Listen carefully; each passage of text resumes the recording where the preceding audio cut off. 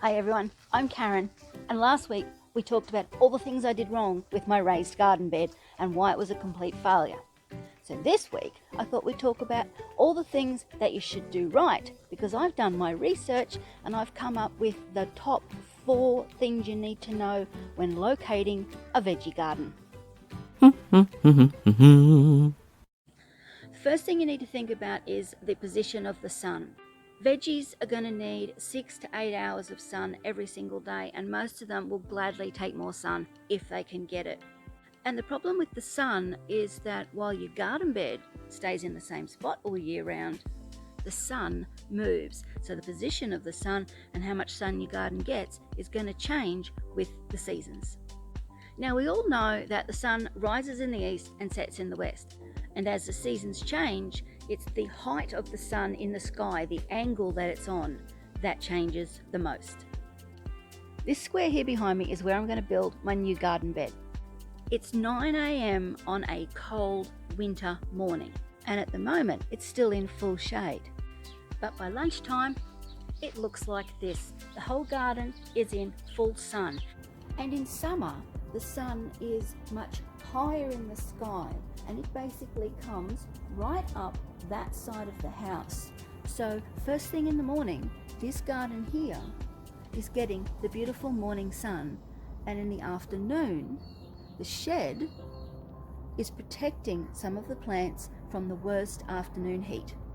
So I'm thinking this is going to be a pretty good spot.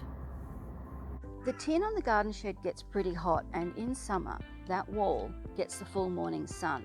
That's why the shade cloth is there. The shade cloth will help stop the reflection and a lot of the heat coming off that tin wall.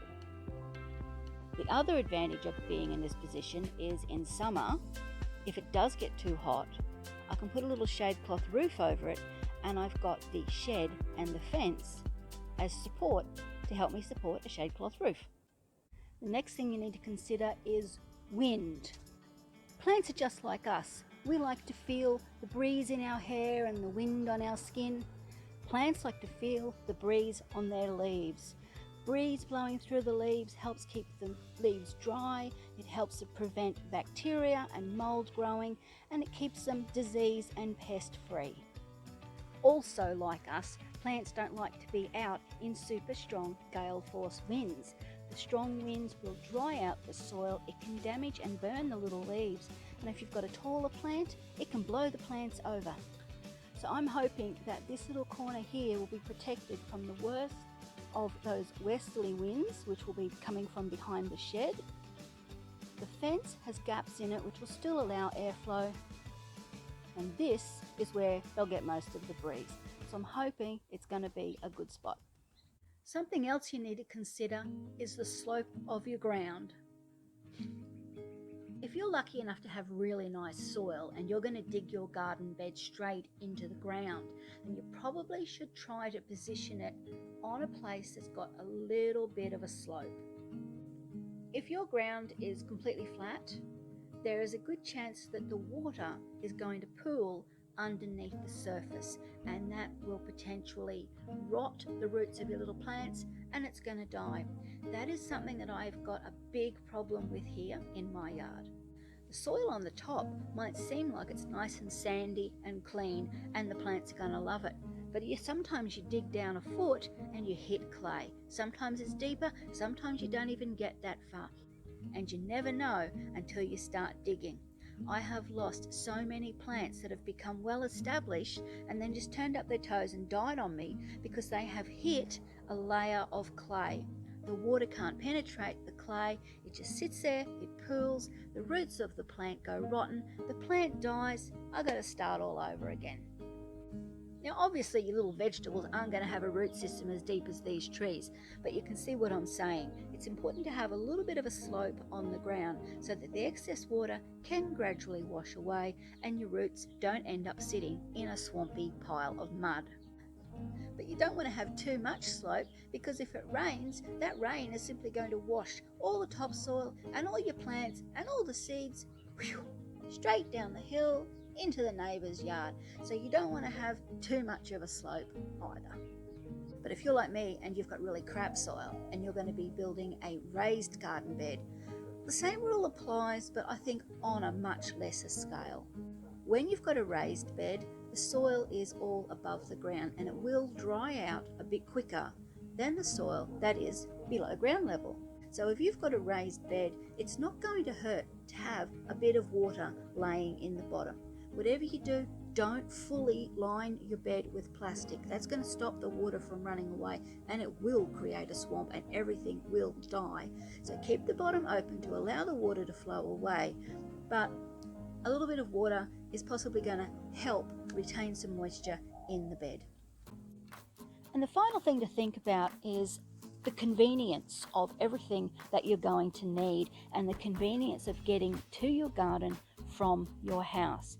Because you think about it, in the future you're going to have this large garden full of veggies and you're going to want to come out of your house to your garden, collect your veggies for dinner.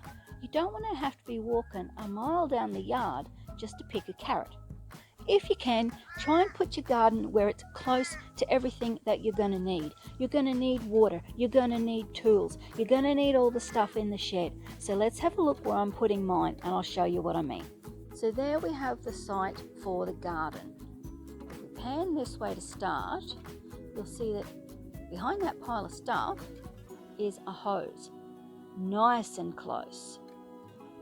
That section there where that pile of stuff is built up, that is where my workbench will be going.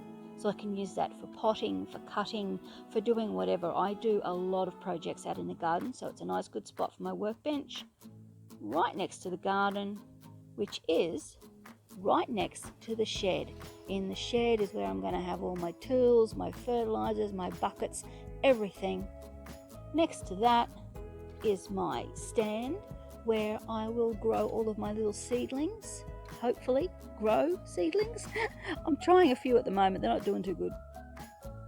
And then just here, oh, there's the camera, that's not very professional. And then just there is my worm farm. So you can see that by the time I'm finished, all the mess is cleaned up, my garden's in place, everything is going to be so close and so convenient, and that's exactly what you need. I hope you've enjoyed today's video and join me next week as well, because next week is when all the fun stuff starts. Next week I'm going to show you how I planned my new garden, measured it up, designed it, decided what I wanted, and then we're going to go and get the timber and come home and start building. I'll have to get my muscles ready for that because there's going to be a little bit of heavy lifting with the timber. I'll see you next week when we start building. Woo!